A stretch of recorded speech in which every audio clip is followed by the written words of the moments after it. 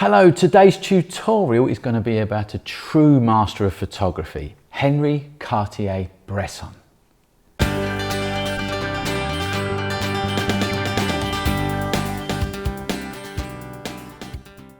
Hello guys, I'm Mark Newton from the School of Photography, and today we're going to talk about a true master of photography, Henri Cartier Bresson.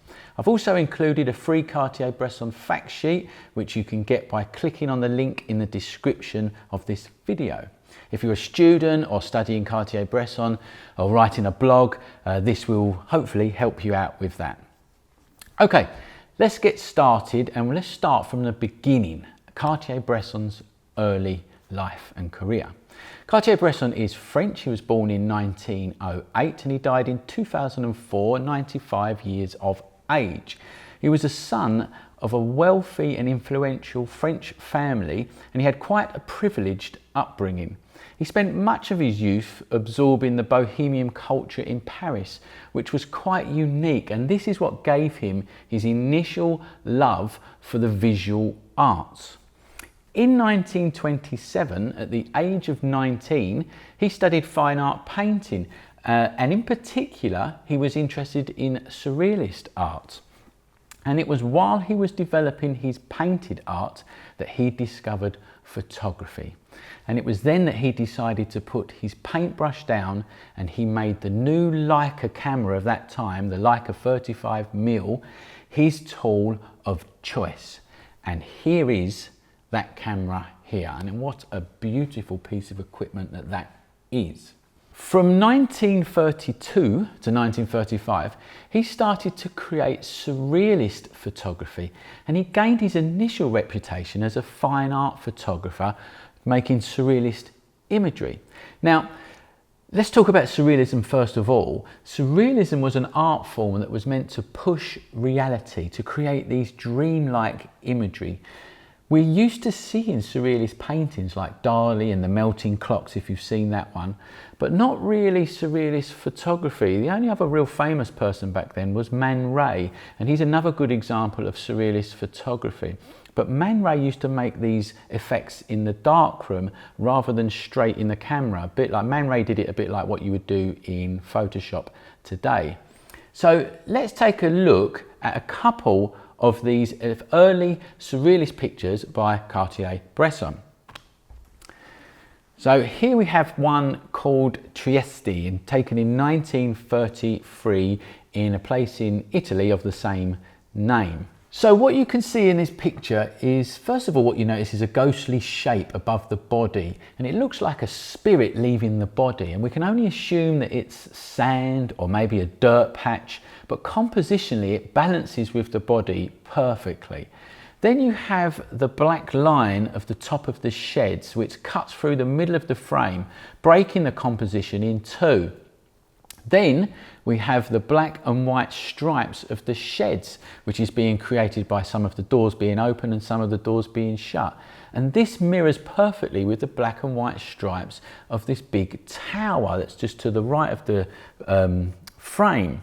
And it sits perfectly in 1/3 of the frame as well. And then this is balanced perfectly with the small tree, which is pushing into the left third of the frame. Already, Cartier-Bresson is showing his brilliance in the use of the balance within his composition. Let's talk about composition briefly. Composition in photography, if you don't know what it is, it's the way you place elements of the picture within your frame. And good compositions use balance really well. So one object is balanced off well against another object, and Cartier-Bresson is really showing his initial brilliance at spotting a good composition in these early pictures. Let's look at another picture here. This one is called Aranès de Valence, and again what we see is an image that could be picked straight from a dream. The composition is dominated by this big face in the foreground. It looks like he's looking through some kind of hole in a fence or a gate, looking towards the figure on the left. However, that doesn't make sense in the image. The figure on the left is clearly behind him, thus creating this surreal look. The composition is also divided into 2/3 taken up by the gate, the big gate on the right, and 1/3 is considerably darker on the left of the frame. In this dark section, the strange figure is enhanced by a semicircle on the fence leading into him. It just makes you wonder what is going on.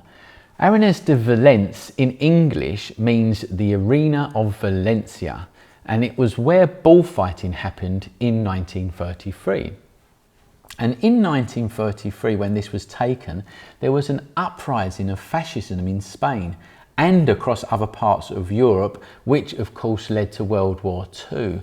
The Spanish Civil War started 3 years after this shot was taken, so maybe this image is a sign of things to come.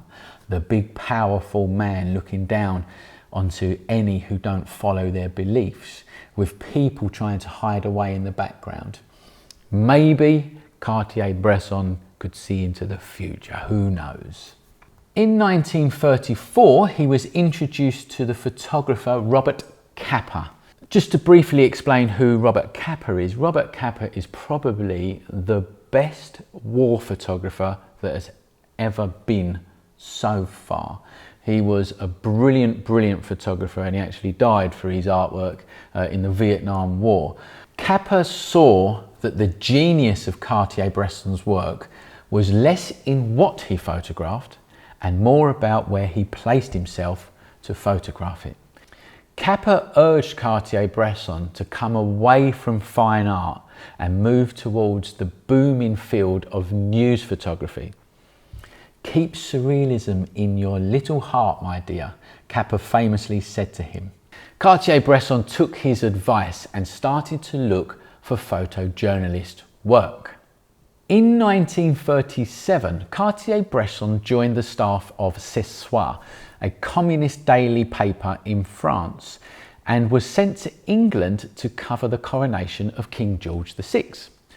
Now, instead of photographing the coronation, he decided to turn his lens away to document the attending crowds. And this is where it starts to get interesting, because while the eyes of the nation, of the British nation, were on the crowning of the king, the eyes of Cartier-Bresson were on the nation.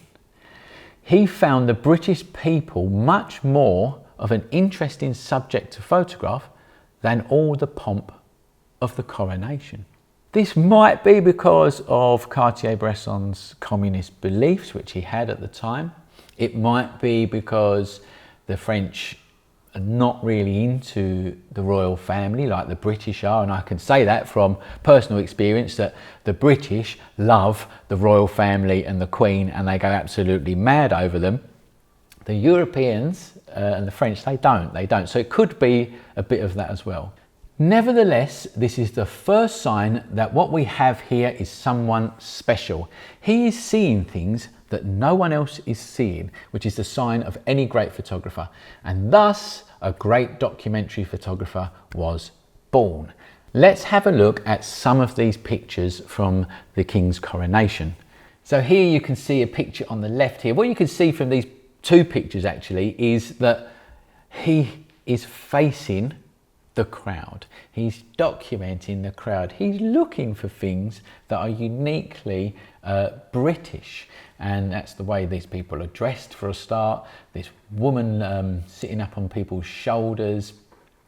Everyone here, this is in Trafalgar Square in London.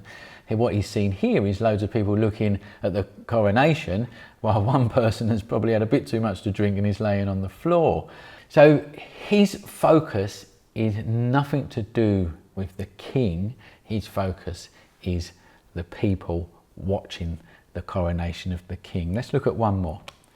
This I love. I love this picture. When you show it to people, if you show it to a younger person, they will say that these people have all got selfie sticks. And it's funny how photography does transcend through the ages. These are not selfie sticks at all. What they are mirrors on top of sticks. And the irony here is that the procession is going down this street in the background.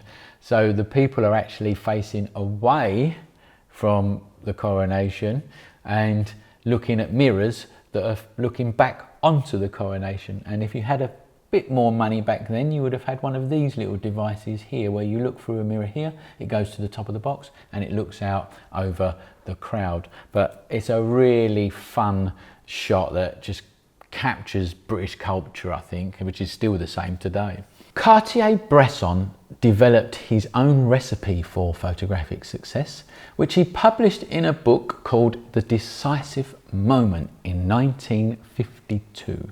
He said this: "If you seize a fleeting moment when form, line, light and content are arranged perfectly within the frame, then a single picture becomes a story within itself.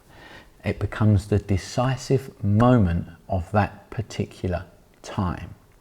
Let's look at a really good picture by Cartier-Bresson now. And here it is. It's just called Boat and it's in Venice, Italy. The composition of it is just genius.